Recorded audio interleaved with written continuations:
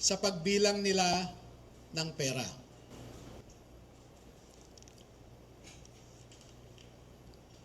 Ang susunod po,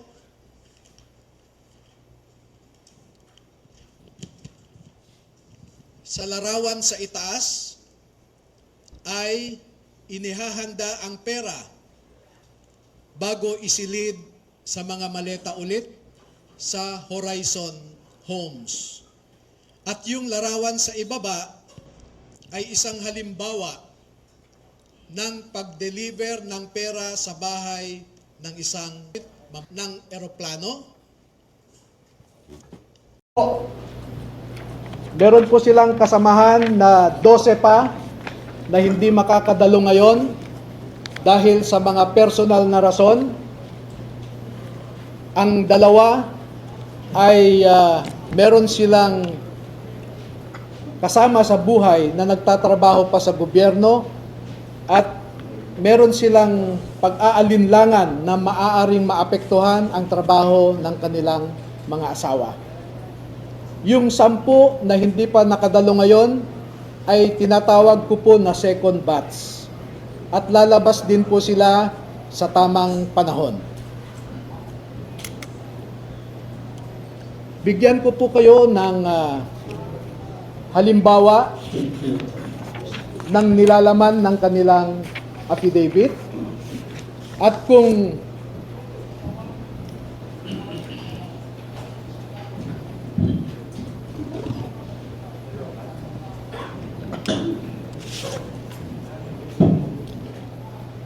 ang proseso po kung paano ninakaw ang pera sa kabad ng bayan ay pwede nating ilarawan sa prosesong ito. Marami pong contractors sa buong Pilipinas na napromesahan ng proyekto at hindi pa nila nakukuha ang kontrata ay nag-uumpisa na silang mag-remit kay Ginoong Saldico doon sa kanyang bahay sa Valle Verde Phase 6 sa Pasig City. At daan-daan na maleta ng pera ang dumarating doon. Merong employee si Ginoong Zaldico na binibilang ang mga pera na dumarating sa Valle Verde 6. Pagkatapos nito ay binabalik nila sa maleta ulit at dinadala sa penthouse ng Horizon Homes sa BGC. At mula sa Horizon Homes, doon na manggagaling ang ibinibigay sa iba't ibang mga politiko at mga personalidad sa ating lipunan. Ang halimbawa po ng proseso ay nag-uumpisa sa pagbilang nila ng pera.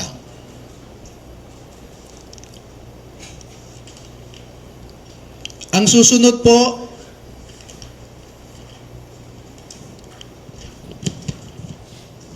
sa larawan sa itaas ay inihahanda ang pera bago isilid sa mga maleta ulit sa Horizon Homes. At yung larawan sa ibaba ay isang halimbawa ng pag-deliver ng pera sa bahay ng isang mambabatas.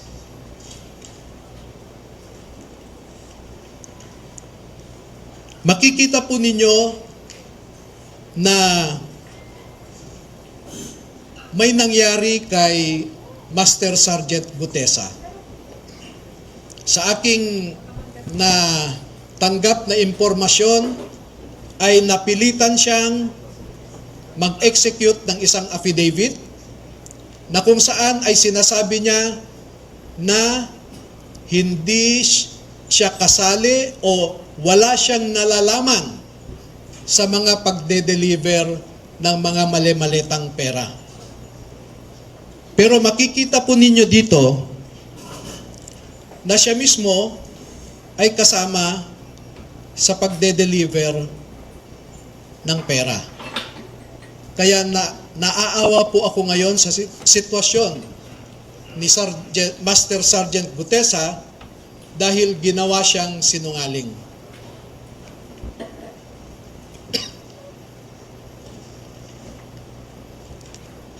Meron pong iba pang mga larawan na sa tamang forum later ay maglalahad pa kami ng karagdagang mga ebidensya. Pero ang pagde-deliver nila ng pera ay gumagamit ng eroplano,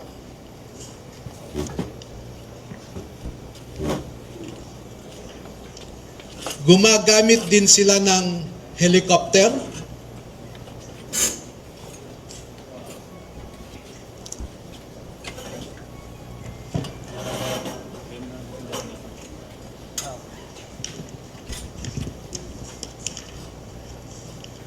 at ganito po ang mga dinideliver sa mga bahay ng ilang mga mambabatas.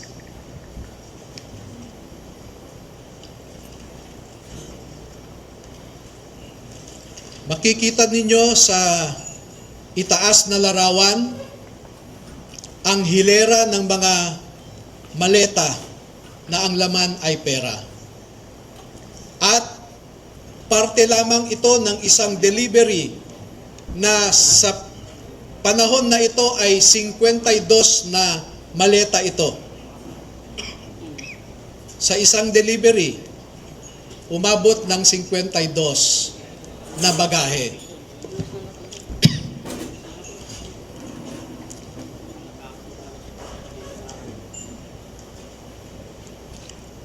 Makikita rin po ninyo na ang ating mga ebidensya ay minsan kinukuhanan ang buong bahay ng mambabatas, buong bahay ng mga ilang nasa media,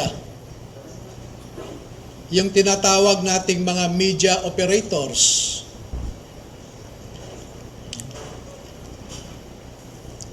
At ganyan po sila mag-deliver. No?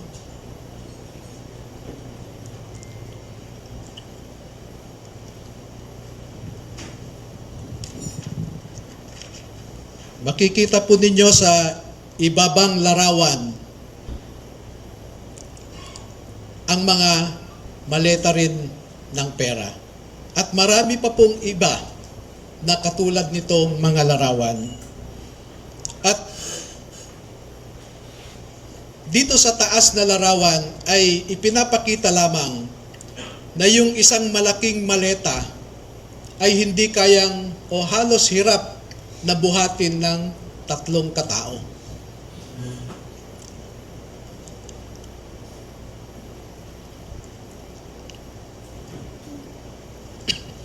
Ngayon po ay merong pangalawang aspeto ng affidavit ng ating mga magigiting na Pilipino na nasa harap natin ngayon. Meron silang mahalagang napansin, naobserbahan, at alam sa kanilang personal na pananaw dahil nasali sila sa isang importanteng operasyon. Ito po ay patungkol sa nangyaring operasyon ng ICC. This one? Nasangkot po or nasali ang mga sundalo natin sa ginawang operasyon ng ICC investigators sa Pilipinas. Unang dumating ang mga ICC investigators sa Pilipinas noong December 2028. December of 2023. At bago mag-December 2023 ay inutusan sila na magpapalit ng peso to dollars. Dalawang maleta na ang bawat maleta ay may nilalaman na 56 million pesos. Kaya nakapagpalit sila ng equivalent to $2 million. At ang sabi ng mga executive assistants ni Ginoong Saldico ay pinaghahandaan daw nila ang pagdating ng foreigners. At kalaunan ay nakilala ng mga ito na ang foreigners na binabanggit ay mga ICC investigators. At nakapaloob dito na ang ginawa nila ay mag-interview ng mga witnesses na ipinapaarating sa kanila ni Sunny Trillanes. Wala silang ibang in-interview na mga witnesses, kundi ang mga tao lamang na pinapadala ni Sunny Trillanes. At ibinigay kay Sunny Trillanes ang pondo para sa pag-asikaso sa mga ICC investigators na ito. Kaya naman po, lahat ng sasakyan na ginamit, lahat ng hotel accommodations ay sinagot ni Saldico at saka ni Sunny Trillanes. Napansin din po nila na lahat ng mga pag-interview ng ICC investigators ay sa mga pribadong lugar. Wala man lang government office.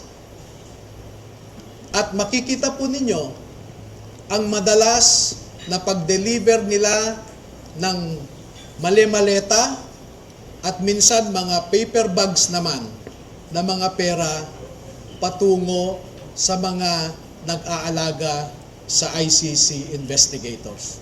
Lahat ng pagkain nila, lahat ng ginamit nilang sasakyan, lahat ng hotel, lahat ng mga condominium units ay sinagot ng grupo ni Sunny Trillanes at saka ni Saldico.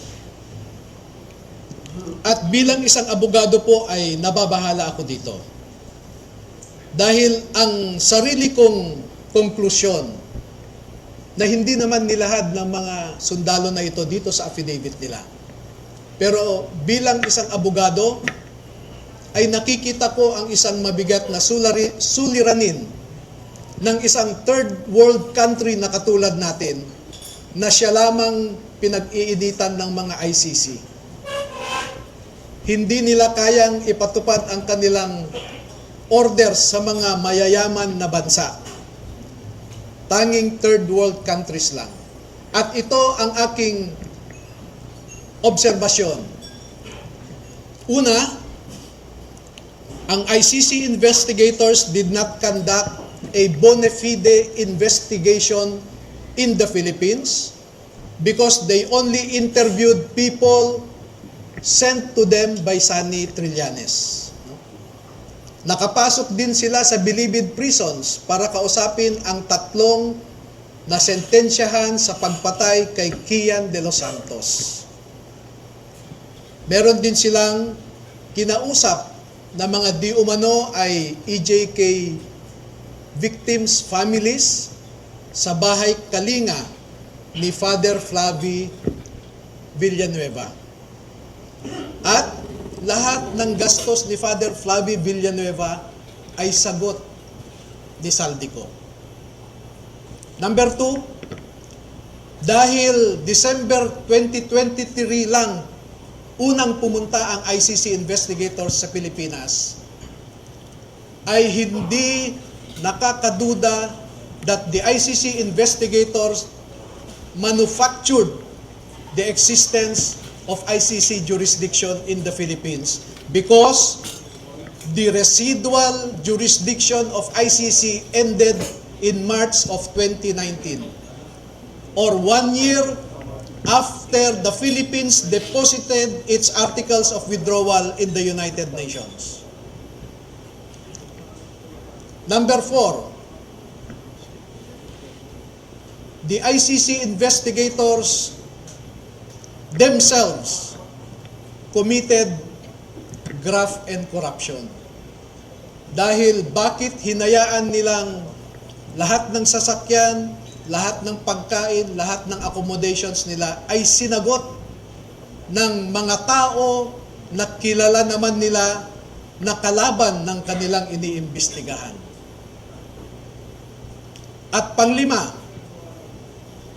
ang mandato ng ICC ay di umano protektahan ang human rights ng mga tao.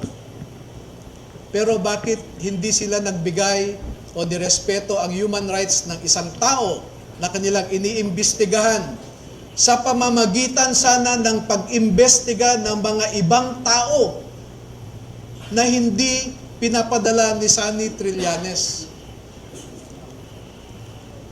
So yan po ang buod ng kanilang affidavit. At una ko nang ipaalam sa inyo na bago po kami magbigay ng buong kopya sa inyong lahat, ay pahintulutan muna ninyo kami na isumite ito sa Office of the Ombudsman para makita natin kung umaandar pa ang sistema sa Office of the Ombudsman. Dahil isa ang ngayong ombudsman natin na binanggit dito sa affidavit. Pangalawa, ay magsusumiti rin kami sa ICC mismo para malaman ng ICC ang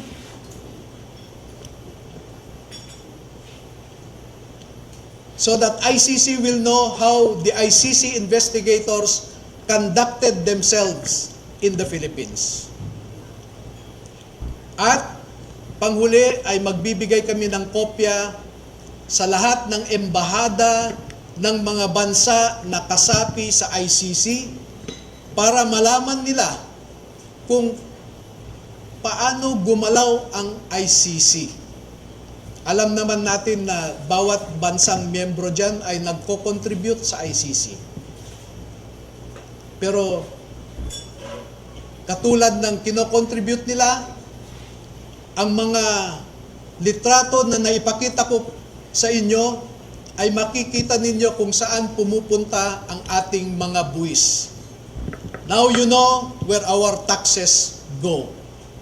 Now you know at least where our taxes went. Maraming salamat po at magpapaunlak po kami ng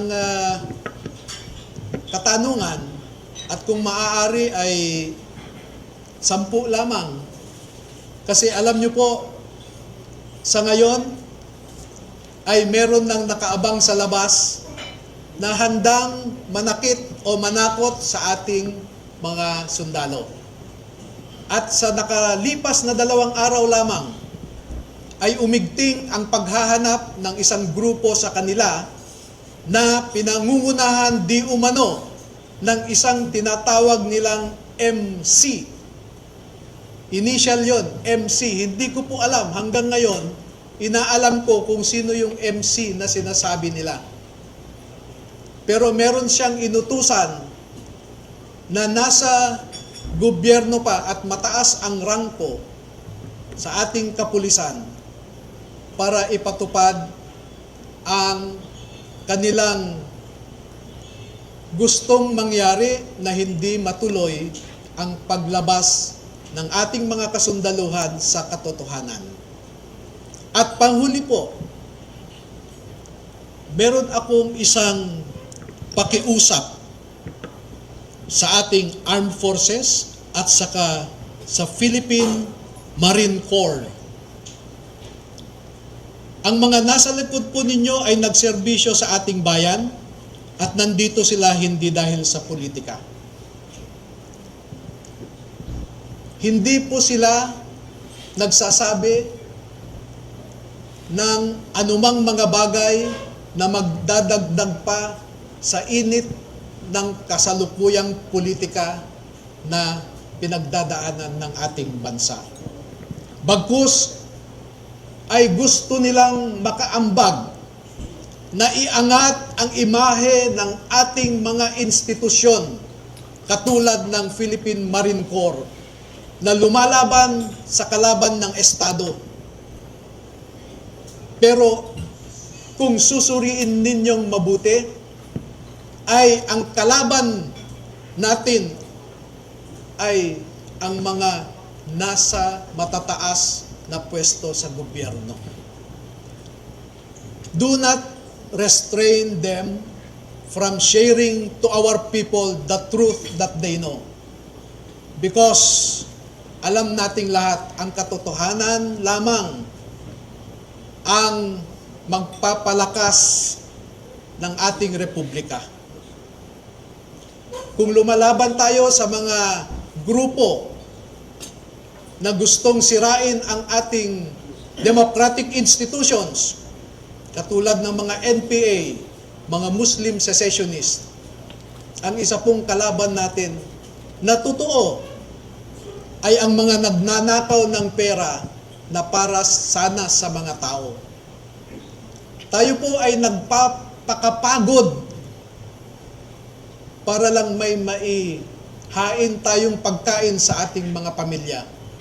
Pero sila po ay nagpapakapagod kung paano gastahin ang perang ninakaw nila sa atin. Maraming salamat po.